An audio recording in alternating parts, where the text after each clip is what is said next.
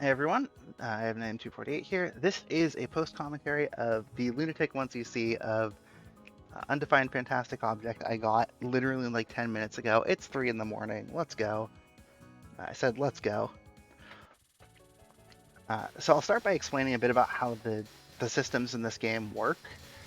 Um, when you defeat certain enemies, or mid bosses especially, they drop some UFO tokens. If you form a set of UFO tokens, either 3 all the same color or 1 of each color, it will summon a big UFO. This big UFO will then suck in all power and point items until it is either destroyed or flies away.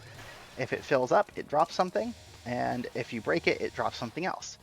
Red UFOs give life pieces, 4 life pieces to another life. Green UFOs give bombs, they fill up, drop a bomb. Uh, if broken, they drop a bomb piece, 3 of those to a bomb. If you summon a rainbow like this, it drops a UFO token. If you break it, it drops another UFO token. And a blue is just for scoring. And I summon a few of those because it lets me convert solid blues into a rainbow UFO token, which cycles color. So I know that's a lot really quick. The only thing that really matters from this stage 1 is how much effort I put into routing this. And I put a lot of effort into routing every stage, 3 and 5 especially. But stage 1, I looked at a couple times and I found a couple inefficiencies. One of them was that rainbow UFO summon I did about 30 seconds ago. The big advantage of that particular summon is that it gives me 2 power for Nazrin, which also will end up giving me 4 power for mid-boss Kogasa, both of which come in very handy. The other inefficiency I found is actually just ignoring this green UFO token, because it turns out opening stage 2 with a rainbow, spoilers, is really good.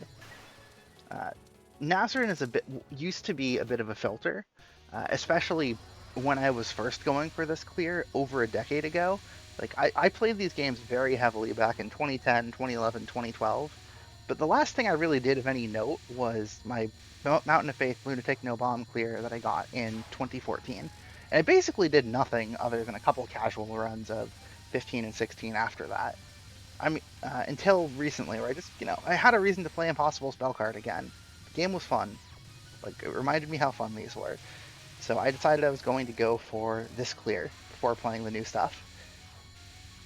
It took me a lot of effort.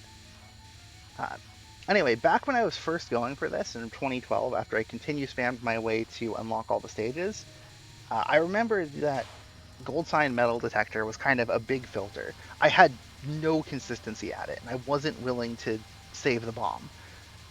I found out in attempts, actually, like actual attempts of this, that going for a speed kill strategy was actually super reliable. I also know that Pendulum Guard is static, and this was another filter for me back then. I was not as good as I am now, which is kind of weird to say. That was a scuffed dodge. Also, Busy Rod in this run was scuffed as well. Um, so it was a grind to get out of stage 1, but when I was going for it this time, I got out of stage 1 not more often than not because I'm reckless in the stage portion. But if I got to Nazrin, odds were pretty good I was getting to stage 2. So as I said, start stage 2 off with this rainbow, which this section also went through a couple of iterations on like what order to try to kill things. I micromanaged a lot. And then that rainbow actually lets me get this green UFO, which was not part of my plan originally, but this green is actually really nice because it lines up to give me a red after this set of enemies, with the fairy that's going to spawn at the top of the screen. In my attempts this year, oh yeah, I got panicked in this run. I forgot that was this run, and dropped a bomb kind of unnecessarily. I don't mind that too much because generally what I was doing if I had the extra bomb is I was going for another capture on Kogasa. So a little weird on the pickups there, kind of improvise every time. And then being at 4 power for mid-boss Kogasa is really important, or was really important, because it means that I can kill her faster, spawning more point fairies after, which gives me time to fill the red UFO before the next UFO fairies spawn. Uh, So I'm recording this without a score.dat because there are a couple things where I have zeros. I don't want to give any spoilers on the run that way. I remember Plus, like, my score data is from a couple different time periods, so isn't the best representation of what capture rates would be. Anyway, this section I never really figured out. I always kind of made it up as I went along. But I eventually found that streaming back was generally pretty reliable. So this is the first place that kind of deviates from the standard UFO route that people would do. And in fact, what I did for even my hard clears and normal clears back in the day. I'll take Kogasa to talk about a bit why I'm going for green UFOs now. It really comes down to that continue spam run. The thing about red UFOs is, sure, they give you a life every 2 UFOs, which you can come out to 3 lives every 6 UFOs. But bombs, the green UFOs, they'll give you 8 bombs for those same 6 UFOs. And what that ends up meaning is you have 8 screen clears versus 9 for the reds. But a lot of the time, if you die, or at least if I die, I also have to drop a bomb afterwards, which is less useful. So as soon as the patterns start getting to the point where I need to start using bombs more frequently, I would elect to just start farming greens. Additionally, the green gives you something right away, while you need 2 reds to get anything out of it. Plus, if you fail to break a green UFO, it's a lot less bad. So, anyway, this Kogasa fight, I captured Parasol Star Memories, which it was just because I realized I was actually pretty consistent at it. And back in the day, I never got Spare Umbrella Express Night Carnival once. I didn't understand the card. I understand it now. I've captured it a few times in runs. But if I have a bomb there, just for the sake of consistency, I want to go for the safe run. So one thing I didn't point out is I actually found out in routing stages that Sanai B's unfocused shot is actually stronger. Oh, this was also this run. So I actually wanted to get a green UFO summon here, which sets me up to get a rainbow UFO summon here, which then sets me up to get another green later. I wasn't quite able to get that, so I've now got a green. I go to the corner. I drop the third of a bomb.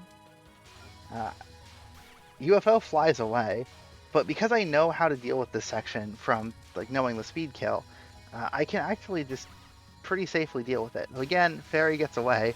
I summon a green here, and I'm down on bombs by about 3 bombs compared to what I'd like, 2 or 3 bombs. I can't read this non-spell for the life of me.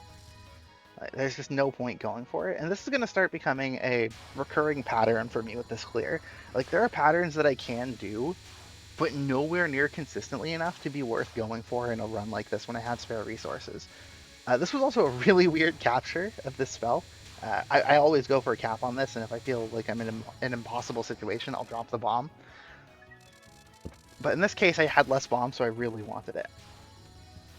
So this wall section is so scary. This was definitely one of the parts I put the most practice into, or like the most effort into figuring out a method for. And I did find a set of summons that worked for me. With rainbow and green UFOs to eventually get through. I did some really nice dodging here.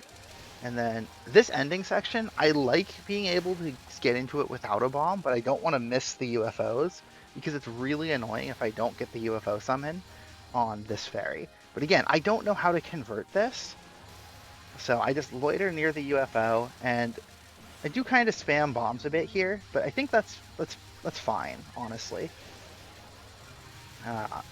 The UFO, when farmed like this, does give you a lot of resources, but unfortunately, it only gives me 1 bomb into each turn, and I really want 3. Because this opening attack I have very low consistency at. Maybe like 90% on 1 wave of it, which means getting through the 6-7 waves is not too common. I recognized I was going to get hit there, so a death bomb, something I've also gotten much better at since 10 years ago, which leaves me with King Kraken Strike. I have timed this out in the past, but with no bombs, I have no reason not to just go for damage. And unfortunately, I get a wave I can't quite read. I get clipped, but I did enough damage to not need to bomb it again. So that's kind of the thing I was talking about earlier. If I got hit earlier, then I would have needed to bomb that again, so it would be a death and a bomb, which is 2 resources spent. Instead, I only spent 1. Unfortunately, in this run, it ends up not actually mattering, and you'll see why in a bit, but the resource system is really funny. I had a run that almost cleared earlier today, where it turned out if I had died at the end of stage 4, instead of capturing Murasa's survival, I would have actually been in a better position, which is really funny. Hook combo, it's something I can do more often than not, I would say, when I try it. But again, I have a bomb in stock, and I've had enough cases where I wasn't smart with my resources, and I kind of throw away a run that's on pace, and I wasn't about to do that here. This final, I would say I get also about 60% of the time, but I misread the laser, die with a bomb in stock, and that's kind of why the King Kraken Strike save doesn't matter, because I waste it here. Uh, Perhaps stupidly, I try to conserve my bomb anyway. I get a really nice dodge there, which almost would have put me in the hole resource-wise. And so overall, with a kind of a weak stage 3, this is about the resources I would expect to have from my stage practice routing, because I had a lot of notes as I was making those routes where I kept track of what resources I would have where, and kind of how many tokens I'm carrying, how many fractional pieces I'm carrying. Uh, and stage 4 in my runs was something that took a long time to get consistent at. I still wouldn't say I'm consistent at it, but I got much better at dealing with it, in particular managing summons during it, because a UFO is a game where you can dodge all the bullets and be worse off in the stage portions. Yeah, that was avoidable, but I didn't like it. Uh, yeah, you don't need, like, the problem with UFO is you don't need to just survive, you need to thrive, or you are in a really bad spot. So I wanted to get a UFO summon during New here, but it didn't really seem possible. I could have if I was willing to take a risk, but this is the stupidest place in the entire game you could take a risk. That's because if you die or bomb here, Niue drops a bomb. If you dodge it perfectly, which this was not my strategy for, by the way, you get a 1-up instead. Uh, and my best run of this full game back in 2012 or whatever was actually Devil's Recitation, 1 bomb left, planning to bomb Superhuman. I died to Niue Ball, which is the single worst mistake you could make. So here things get a little out of hand. I recognize I messed up the entry to the streaming, so I dropped the bomb, which is fine. I go for a rainbow here, because there's the red and the blue solid tokens that I can't use for anything else with my route. This gives me more green tokens, or rainbow tokens that I can use as greens. So I stall during the bomb, make sure I can get a green UFO summon, and then this ending is so chaotic. The goal for me is pretty much just go green into green into green. UFO breaks. I see there's a way of getting another summon. And this is actually really funny. I press X there, but I press X as the dialogue starts so I don't waste a bomb. Additionally, my best run before this, which was earlier today, I was in the exact same position, 1 green going into stage 5. And 1 green going into stage 5 is not what I routed. I routed 2 greens going into stage 5. And I ended up losing that run to going for a green UFO immediately in stage 5, and then having, as a result of that, getting another summon in the like enemies that fly directly at you section in stage 5, and it just did not go well at all. I think I died unnecessarily trying to break the UFO, and then I had to bomb 3 extra times because I was just out of place, which is a massive resource loss that was avoidable. So after that happened, I learned my lesson, and I worked out what to do entering the stage with 1 green, and here I am next run into stage 5, entering with 1 green. As for the Murasa fight, again, I can do most of these attacks with some degree of consistency, maybe 30% on this, which is not great, but it's enough that it's like, if I have no bombs, I will. But I have so many bombs, and this is kind of the reason I farm bombs, that I have no reason not to like not to spend the bomb and guarantee survival. That doesn't really work here. I never learned how to do this right. Uh, it's probably going to be the last time I mention my prior best run until the credits, which you might be thinking, I'm recording a replay. How do I have credits? I recorded a bunch of closing thoughts more immediately after the run over the staff roll. I talked for like 5 minutes. But in that run, I got the stupidest capture of this spell card. It basically looked like what I was doing, except I was reckless the whole time and it worked because I had no bombs. So at this point, I am now very comfortable. I'm entering stage 5, 5 lives, 1 bomb. I'll get 1 more life. I'm sitting pretty. However, what I wanted to do was summon a rainbow ending on blue. So I am now in improv mode. Every other time I've had to be in improv mode in stage 5, it has gone disastrously. However, I know that it's gone disastrously. I know where I need to be. I know where I am. So I effectively just do my usual route here. I summon the UFO later, and I end up at this part, 2 greens in stock. I'm down a bomb from what my usual route would be, but this is close enough that I can make it work. And I am on track with my UFO summons. I am no longer improvising.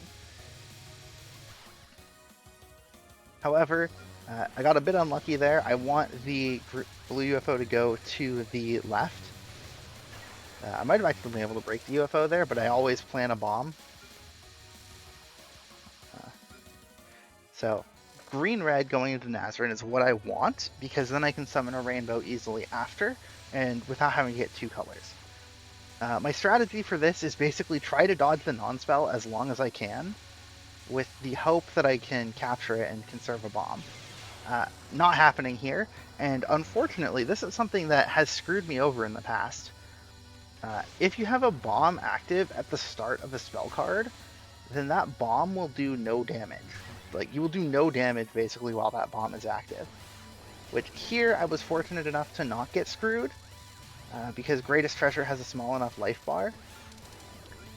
This was actually a mistake. What I wanted to do was, summon the UFO later. However, this was probably a blessing in disguise, as it meant I have more bombs going into Shell.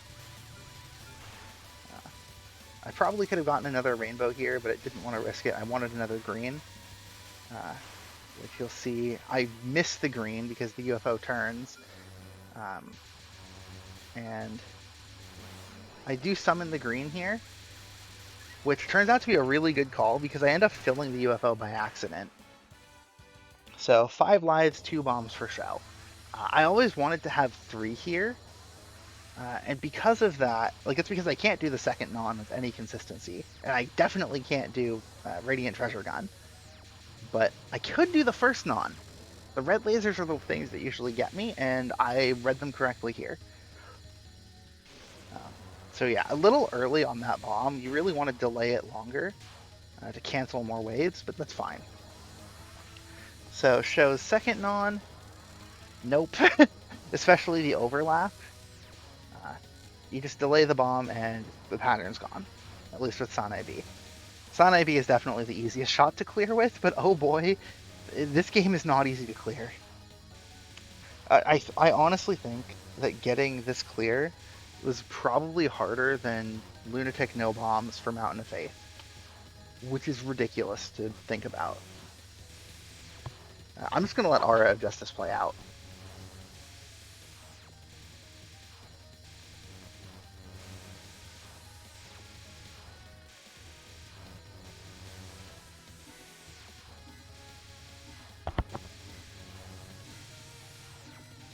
This card is crazy. It's so hard to do damage. You might have seen this strategy in score runs, but I found that circling this is actually better for survival. The only thing to watch out for is that if you don't want to win when below show, so I stopped shooting here so that I can not get rammed going into Vajra. I think this is probably the hardest attack in the game. And I got just destroyed. And I don't know how to recover from dying either, so there's the bomb. And then right into complete clarification. One of the other things about Show is that the third non I basically get every time, and it's way easier to control killing that at 4 power than at 3. So coming in with 3 bombs, I can usually get through Aura of Justice, usually get through third non, and kill it when I want. I don't have that luxury if I come in with 2 bombs unless I get an attack, which I did with the opener here. So as far as my routing went, for what I need to clear, or like what I'm expected to have, it was 4 bombs, 4 lives, no bombs going into stage 6. That's what I expected. It's what I have. I did the math. If I do it right, I get to Byakuren with enough resources that I get to Legendary Flying Saucer with 2 lives, no bombs. That's enough. So this stage, the only thing to remember for this, for me, was after a couple of these green summons here, to get a blue. And the reason I want to get that blue is because there's 3 solid blue tokens floating around. And if I remember to go for the blue, I don't waste any of the rainbow tokens. Now, unfortunately, I did drop that third of a bomb piece earlier on in the stage, early on. And this does cost me a bomb, I believe. But it ends up not mattering. Yeah. Because that one's just a solid blue. And there's nothing more to do. So I consider going for a blue UFO here. I decide not to. I never really figured out the last wave of this, the last red wave. So because of that, I elect to bomb this blue wave to cancel the red wave as well. It doesn't matter. And I arrive at Byakuren with 4 lives and 4 bombs. My heart is pounding. I've been here before, but never in this good of a situation. On paper, my clear is guaranteed. But on paper, my clear was guaranteed in my prior run here with less resources, and I blew it. Byakuren tried with that wave, with that orientation. Didn't work. Nirvana's Cloudy Way in purple. This is one of the other hardest attacks in the game. Delete. I am thinking to myself, I am taking no chances with this run. This is my clear. Delete this non-spell. Magic Butterfly. This spell is static. I don't have a route memorized. It's kind of specific where you have to go. Bomb as soon as the butterflies arrive, it dies. Delete. Third non. This is where I made the mistake in routing in my prior run. I tried to cap this. I death bombed it at the end, which ended up costing me a lot of damage on Milky Way. You can see I stall here so I don't lose that damage on Milky Way. No bombs. What do you do? What do you do when you have no bombs? You dodge. And I know this is one of the things I'm most likely to get, and I do. Byakuren has no hitbox here, so Sanae can get crap tons of damage before the attack starts. I usually have a bomb here, but I don't. But I know I can do this. This is one of those 60% attacks where it's risky. So I usually don't go for it. But here, I have no choice. But I know from that hitbox thing, the damage, that I don't have to circle more than once. And it dies. 4 lives, no bombs, Devil's Recitation. The best I've had here, a single life. Which is enough.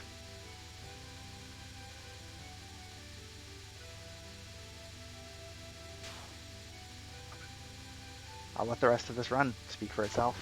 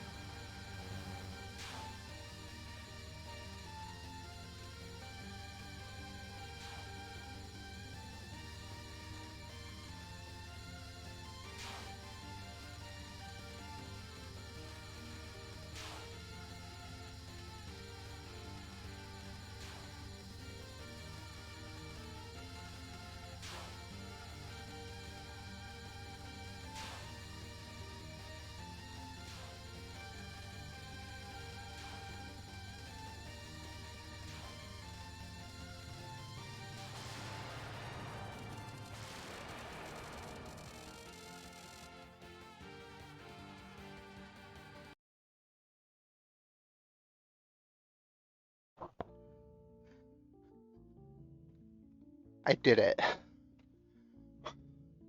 I did it in epic fashion. I could not be happier with that clear. Oh my god. I probably talked about this during the post commentary, but I had a run earlier today where I mismanaged resources so badly. I got to LFS with one bomb left, and I just messed it up. I knew I needed a life. I I didn't think I'd get it. I didn't think I'd cap it on a run. I didn't think I'd clear with more than I started with. Oh my gosh, that was such a good run.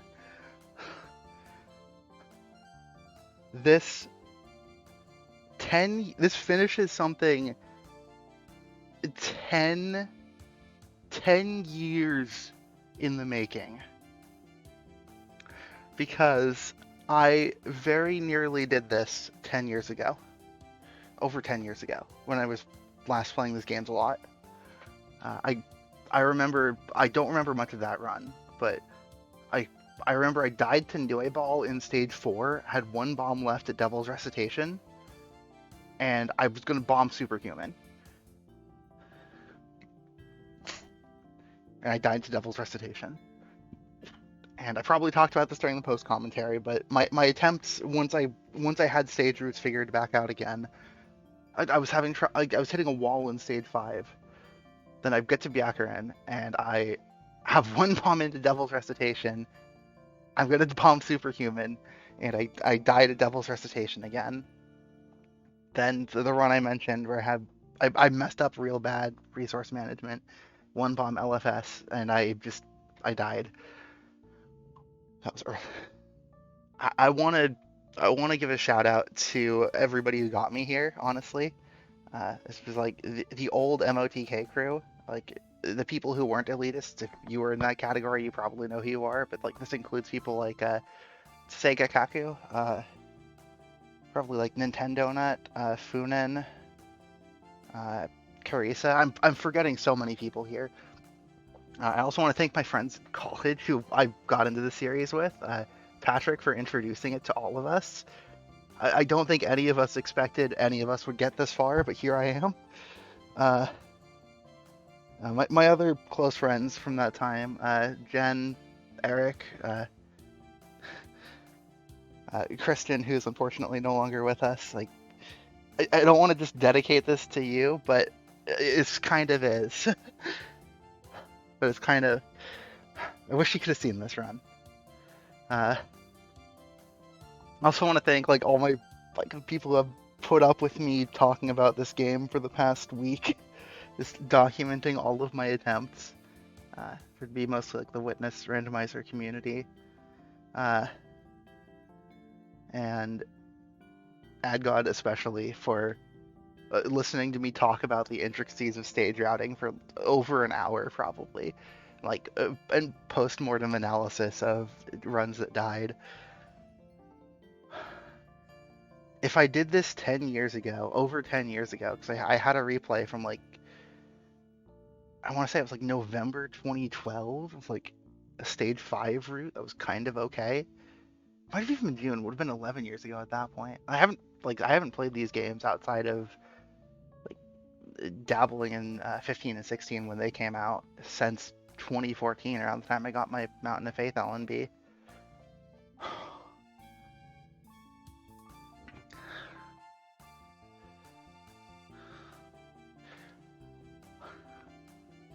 I can't believe I got such a good clear. This is like Fairy Wars all over again. It's my first Fairy Wars clear. I cleared with 8 lives in stock. Clearing UFO with 3? That's crazy to me. I'm glad I got such a good first clear though. Like such a good clear. I'm probably never going to clear this game again. It's so hard. Yeah. I